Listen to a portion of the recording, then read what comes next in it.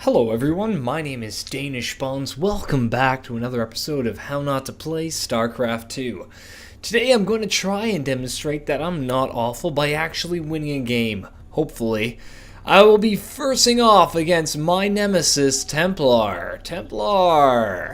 Feel like I've fought him before, probably in Assassin's Creed. You know what, I never actually beat that game.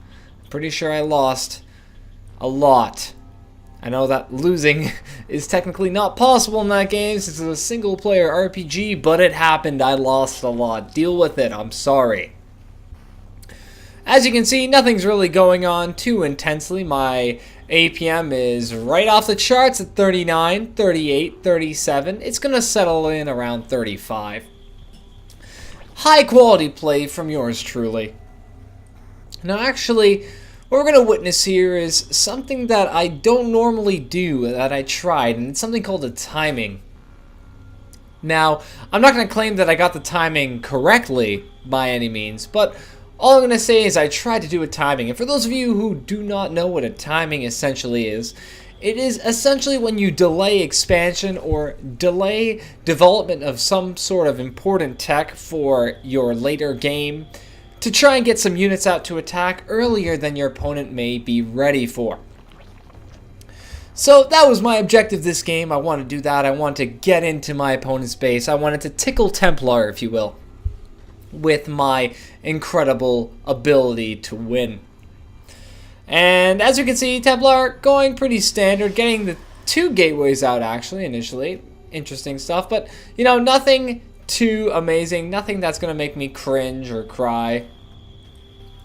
I have one overlord here. He's just chilling out. He's taking a break from life. He knows that, you know, it's going to be a hard road ahead. So right now he's just going to relax, just take a breather and, you know, just settle in really. Just not do anything extensive. As you can see, I'm getting that spawning pool up. Gonna keep mining. Got another overlord up. That's awesome and good. I don't know where I am right now. Probably trying to figure out what the heck is going on over here. No Artosis pylons. Good for my opponent, though I would welcome it greatly. Really nothing too interesting. You can see that I'm actually gathering a little bit more. I've got a little bit more in terms of drones. Going for another gateway, our opponent is, and I'm just doing a quick little scout right here, trying to see what's going on in my opponent's base. And with that, I actually drop this. I drop a roach warren. A roach warren at 3 minutes 50 seconds Danish. That's interesting. Why would you do that?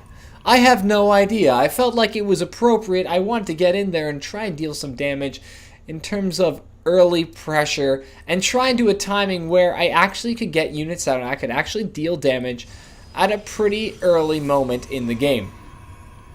So as we can see, really nothing too much in terms of units for our opponent. I don't know if he was trying to go for an expansion, what he was trying to do. He got gas out pretty quickly. But he's just got his 3 gateways. He's got pretty much nothing researched and he's not producing any units, really. There we go, finally getting warp research so he can teleport in. Interesting, but at this point in time, we can see that I know how to pause the game.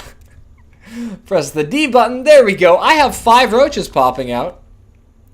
I accidentally canceled my lair because I'm really good. Like, I don't know how much I need to stress this. I'm really good at StarCraft. And I get 5 roaches. And now I'm going to try and push in with 5 roaches. Now we can see our opponent is getting a couple more zealots out, getting a stock route, working on that warp gate research. But in terms of defense, really doesn't have that much. Which is sort of surprising, you know. Protoss usually, they're going to get a little bit more in terms of units out. Try and deal a little bit more defensive in the beginning. They can't really wall off too efficiently, not like Terrans. So, you know, they usually go for more units, a larger number of units in the early game, at least for low-level play. But as we can see, my roaches are crawling in. I've lost the Overlord, but that's fine. I now have 5 roaches, and I'm gonna put my roaches into play right away. And let's witness some beautiful macro right here. Oh, Danish. Oh, Danish. Look at that. Oh, and Templar leaves the game. Templar leaves the game. Yeah, so now that wasn't really a good demonstration in terms of getting units out early or really achieving anything, let's be honest. That was a pretty free win in my opinion. But still, if you can figure out a way to get units out earlier than your opponent would think they would come out, that would be basically a timing. You'd basically be planning ahead of time to get units out at a specific time, as early as they can physically be let out. And when you do those timings, you can really catch your opponent off guard. So make sure when you're trying to play this game, hopefully you're playing it better than me, you can actually achieve something that involves victory. Even though I really, we're basically even at this point. I had 5 roaches. He had a couple stalkers, or at least one stalker, but still, this game was not necessarily lost to him.